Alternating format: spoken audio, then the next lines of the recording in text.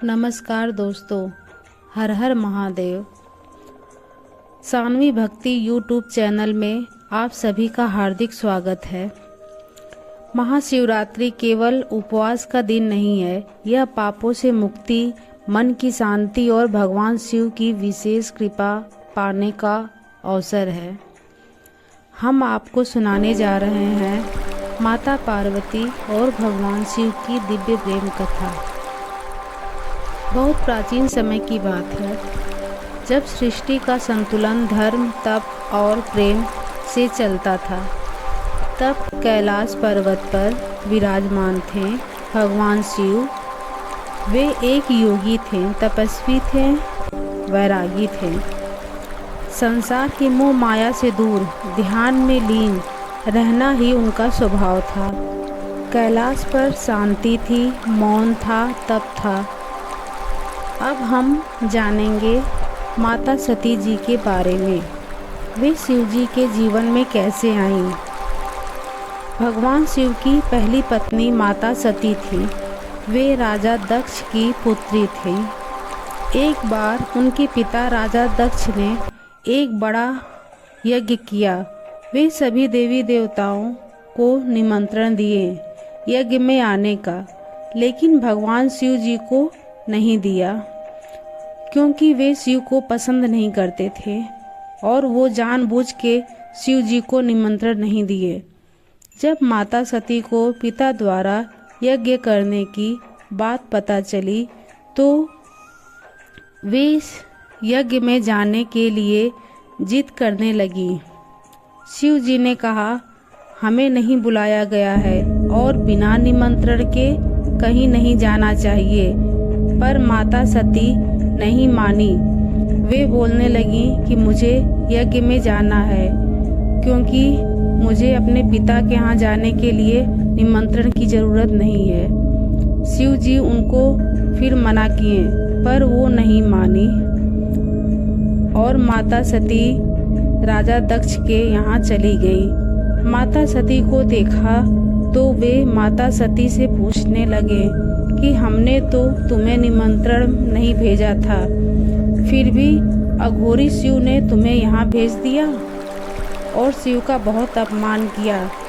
अब शब्द कहने लगे शिव के बारे में, वो अघोरी है, भस्मधारी है, नाग गले में डालता है और बहुत सारे अपशब्द कहें। और माता सती शिव का अपमान सहन नहीं कर पाई और वो अपनी योग अग्नि में अपने प्राण त्याग दिए। शिव जी माता सती के वियोग में अत्यंत दुखी हो गए। वे माता सती के मृत शरीर को लेकर कई वर्षों तक घूमते रहे। सभी देवी देवता दुखी और चिंतित थे कि अब क्या होगा। तब भगवान विष्णु अपने सुदर्शन चक्र से माता सती के शरीर पर प्रहार किया, जिससे माता सती के शरीर के कई टुकड़े हो गए। वही बाद में पृथ्वी पर शक्ति पीठ के रूप में स्थापित हुए। उसके बाद भगवान शिव माता सती के वियोग में अत्यंत दुखी हो गए और वे संसार से विरक्त होकर गहन तपस्या में लीन हो गए। फिर बहुत समय बीता।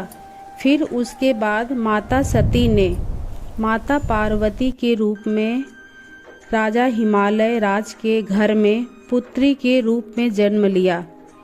बहुत दिनों के बाद हिमालय के घर में एक पुत्री हुई। बचपन से ही माता पार्वती के हृदय में भगवान शिव के प्रति गहरी भक्ति और प्रेम था।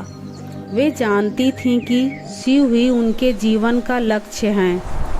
भगवान शिव को पाने के लिए माता पार्वती ने कठोर तप किया। उन्होंने कई वर्षों तक फल फूल त्याग दिए, अन्न जल त्याग दिया, केवल ध्यान में लीन रही। उनकी तपस्या इतनी कठोर थी कि देवी देवता भी आश्चर्यचकित हो गए। स्वर्ग का सिंहासन डोलने लगा, हर जगह प्रलय होने लगी। तब सारे देवी देवता भगवान शिव के पास गए और कहा कि आप माता पार्वती को दर्शन दीजिए, वरना सब जगह प्रलय आ जाएगी। फिर भगवान शिव सबके कहने पर माता पार्वती के पास गए। वे माता की परीक्षा लेना चाहते थे।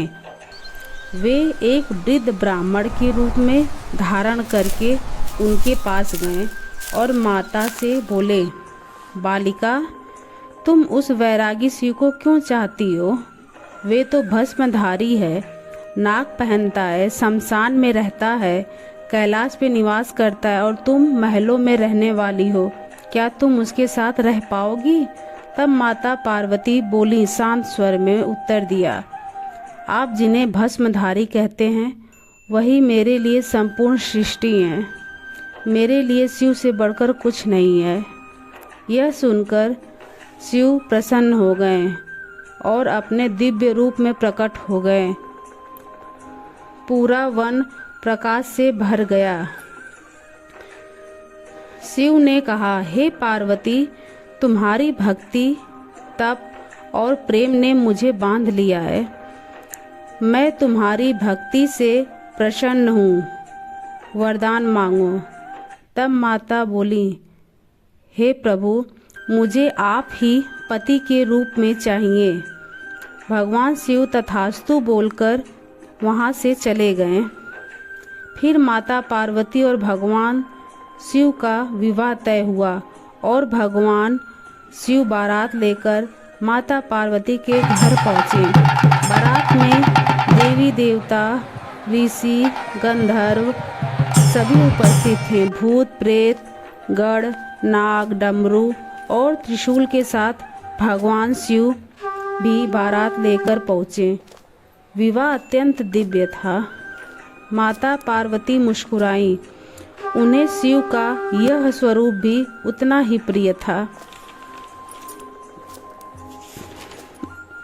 इस तरह विवाह के बाद माता पार्वती और शिव जी कैलाश पर्वत पर विराजमान हो गए और खुशी खुशी से रहने लगे। उनके घर गणेश और कार्तिकेय जैसे देवों का जन्म हुआ। उनका जीवन हमें यही सिखाता है, प्रेम में त्याग होना चाहिए, जीवन में संतुलन होना चाहिए। शिव और पार्वती केवल देवी देवता नहीं हैं, बल्कि एक आदर्श पति पत्नी हैं। शिव शक्ति के बिना अधूरे हैं और शक्ति शिव के बिना दिशाहीन है। महाशिवरात्रि का पर्व इसी दिव्य मिलन का प्रतीक है।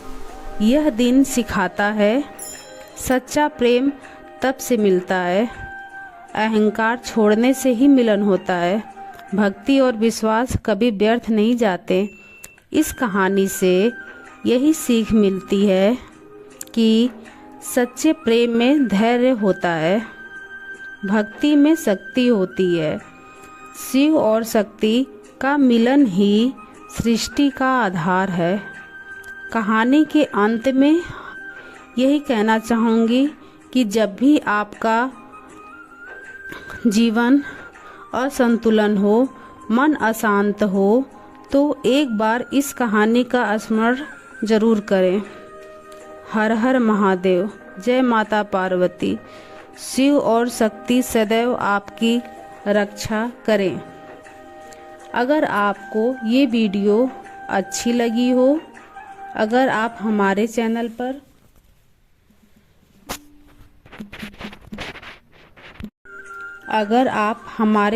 पर पहली बार आए हैं तो चैनल को सब्सक्राइब करें और लाइक करें। हर हर महादेव।